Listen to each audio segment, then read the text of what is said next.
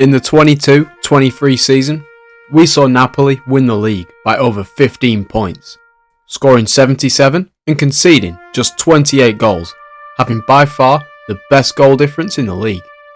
We saw them as an unstoppable force, losing just 4 games. They convincingly won the league with a brilliant team, only making a few signings in the previous summer, notably Kim Min Jae and Kvitschka. Well, now we look at Napoli and they are 25 points behind the league leaders, Inter Milan. Only 1 goal away from conceding the same amount as they did last season, and also sitting 9th with losing double the amount of games that they lost in the last season. Just how did Napoli go from being one of the most informed teams last season, with one of the most promising sides in European football, to becoming yet again a mid-table Serie team? This is the rise and fall of Napoli. Let's take it back to the beginning of the 22-23 season for some context. Napoli had just fallen short of the top spot in the Serie A by 7 points, finishing 3rd in the league, and this left them hungry for the next season.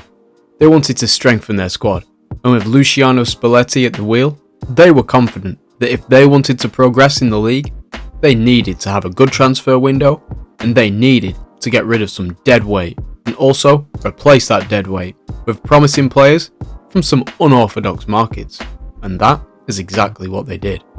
The most notable signings in this transfer window were Kim Min Jae from Fenerbahce for €18 million, a very solid centre-back, Matthias Oliveira from Getafe for €16.5 million, Frank Anguish from Fulham for €16 million, Kvitschka from Dynamo Batumi for €15 million, and Ndombele from Tottenham on loan, Leo Ostergaard from Brighton for €5 million.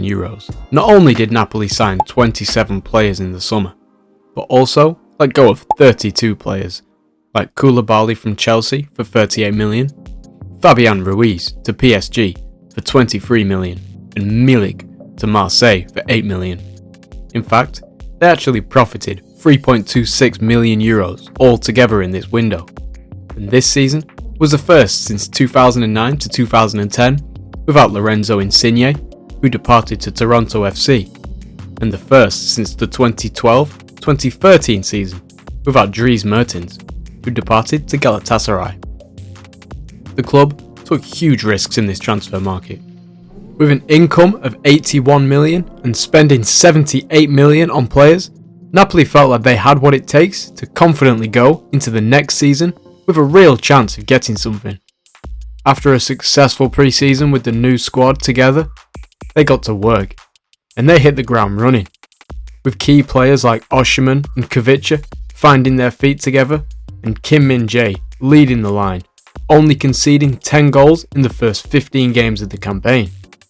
Napoli only took their first loss on the 4th of January, their 16th game of the season against Inter Milan. It was clear that at the halfway point of the season, they had something special going on. The whole world had one eye on Napoli, as every week would be updated with goals from Victor Osimhen and Kvitschka every single week. They were rolling, and there was no stopping them. In the winter transfer window, they strengthened their squad with some seasoned players who had mounds of experience in the Serie A to help them push to hopefully win the league. After spending the entire season at the top of the league, they finally won away at Udinese in the 33rd match of the season. This was a huge day for the fans of Napoli, and celebrations in Naples were mental. After a brilliant season, they needed to strengthen their squad even more. But in fact, they didn't really do that. They let Kim Min Jae leave for 50 million to Bayern Munich, and also made hardly any notable signings. This, at the time, was slightly worrying for Napoli fans, but a lot of them were confident in the players that they were able to keep, and hoped that they would be able to keep up this form from the last season. But they were wrong. They did not do that. In fact, what came next was a complete shock to everyone involved at Napoli. Luciano Spalletti requested a year-long sabbatical from Napoli, which the club granted. The genius behind their amazing season had decided it was time to pack his bags and leave. He figured he wanted to spend more time with the family and had had enough coaching. He was not up to the task. After Spalletti left Napoli, Sporting director Cristiano Guentoli, the man who overhauled the signing of Kvicha and Kim Min Jae, also left Napoli, and he went on to join Juventus. Napoli signed Rudy Garcia as a replacement, but this appointment did not go well at all. With Rudy having very little success overall in his managerial career, this appointment didn't look very promising at all, even at the time. With Napoli losing their main man and the brains behind the operation, there was clearly going to be some side effects to this. Napoli started the 23-24 season quite strong, losing one match in their first 7. But after that, the loss of Luciano Spalletti really took its toll. They began slipping up lots in matches, and it was obvious that their star players from the previous season had completely fallen out of form. They did not look up to playing well, week in, week out. Clearly, the players couldn't gel under Rudy, and they were half the team that they were the previous season. Later on in the season, Rudy got sacked, and now Napoli are under the control of Walter Mazzarri, who's had lots of experience in the Serie A and has been managing since 2001. However, he doesn't even seem to be doing well either. With 6 wins, 2 draws and 8 losses to his name, it is not looking good for him so far.